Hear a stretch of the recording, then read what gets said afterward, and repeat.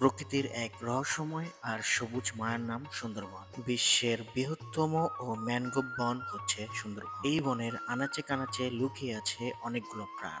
একটু কান দিলেই শোনা যায় নাম না জানা পাখিদের কলতান, আর কখনো বা দূর থেকে ভেসে আসা চিত্রা হরিণের ডাক। সো চলেন বন্ধুরা, কিভাবে আপনারা আমাদের মতো কম খরচে এরকম একটি সুন্দর রিসোর্টে থাকবেন সেই সম্পর্কে এই ভিডিওটা। আমাদের যাত্রা শুরু ঢাকার সায়দাবাদ বাস টার্মিনাল থেকে। এখান থেকে মংলাগামী বাস রয়েছে বিএম লাইন এবং রয়্যাল এবং আরমান নামক যেই বাস। যদিও খুলনাগামী অনেকগুলো ব্যানারের বাস রয়েছে, ভালো ভালো ব্যানারের, তবে এই লাইনের বাসগুলো ব্যতীত আর কোনো ভালো বাস নেই। সো আমরা বিএম লাইনের সকাল 7:30 থেকে ঢাকা থেকে রওনা করি এবং আমরা সকাল 11:30টার মধ্যে পৌঁছে যাই মংলা ফেরিঘাট, এবং এখান থেকে আমাদের রিসোর্ট থেকে ট্রলার বোট পাঠিয়ে দেয় আমাদের জন্য, এবং আমরা সুন্দর রাস্তার ভিউ এবং নদীপথ পাড়ি দিয়ে আমরা চলে যাই আমাদের সুন্দর রিসোর্টে। বন্ধুরা, এই মুহূর্তে আমরা বাংলা ফেরিঘাটে চলে এসেছি। বাংলা ফেরিঘাট আমরা দিকে যাবো। এটা হচ্ছে মংলা ফেরিঘাট। এখান থেকে আমরা চলে যাব আমাদের ম্যানগ্রোভ ভ্যালি রিসোর্টের উদ্দেশ্যে, এবং যাত্রাপথে খুব চমৎকার চমৎকার ভিউ দেখতে দেখতে আমরা চলে যাই আমাদের রিসোর্টে। আর রিসোর্টে আমাদের খরচ কেমন পড়েছে সেই সম্পর্কে ভিডিওর মাঝের মধ্যে বলা হবে। সবাই ভিডিওটা ফুল দেখতে অবশ্যই ভুলবেন না। দীর্ঘ 1 ঘন্টা 40 মিনিট জার্নির পরে আমরা অবশেষে চলে যাই ম্যানগ্রোভ ভ্যালি রিসোর্টে, এবং আমরা এখানে এসে চেক ইন করে ফেলে এবং আমাদেরকে দেওয়া হয় ওয়েলকাম ড্রিঙ্কস। গাইস, আমরা চলে আসছি ম্যানগ্রোভ ভ্যালি রিসোর্টে।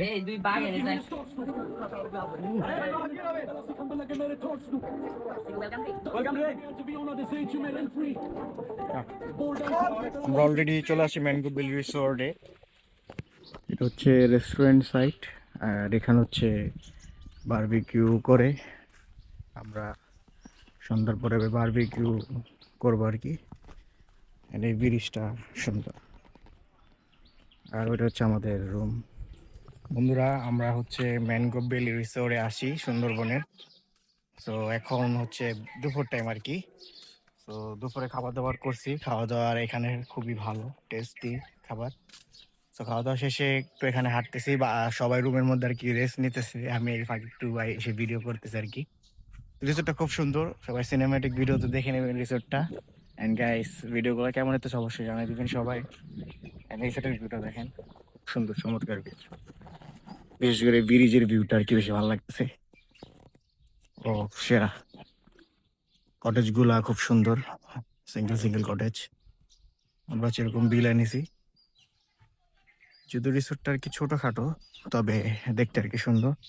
আর এই সাইডে হচ্ছে মুরগি টুরগি পার্লার, এটা হচ্ছে রেস্টুরেন্ট সাইট আর কি, রেস্টুরেন্ট আইটেম।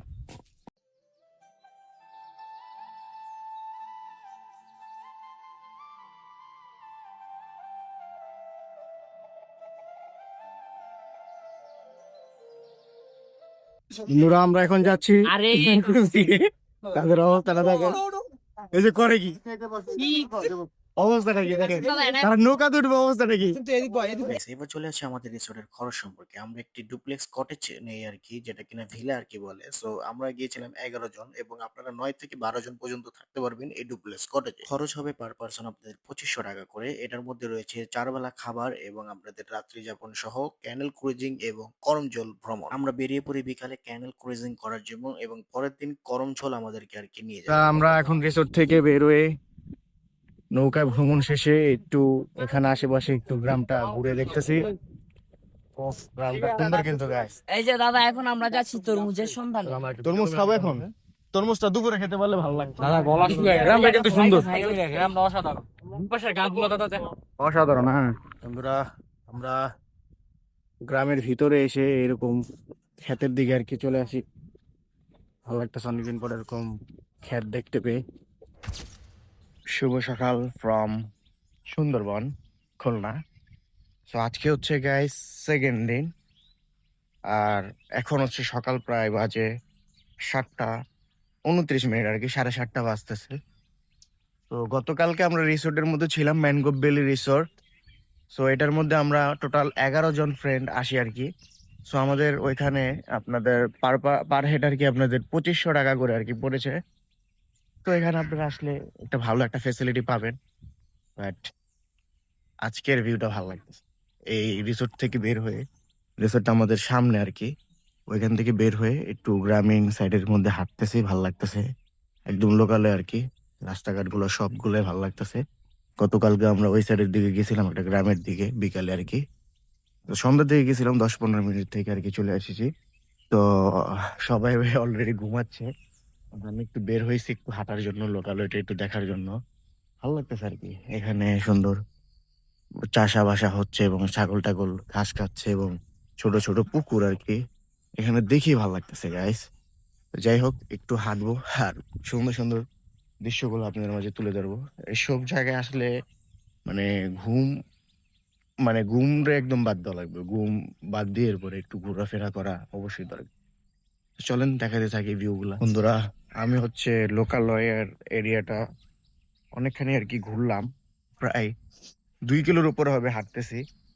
প্রথম ওই সাইডে গিয়েছিলাম, ওর পরে আবার একটু অপোজিট সাইডে আসলাম আর কি।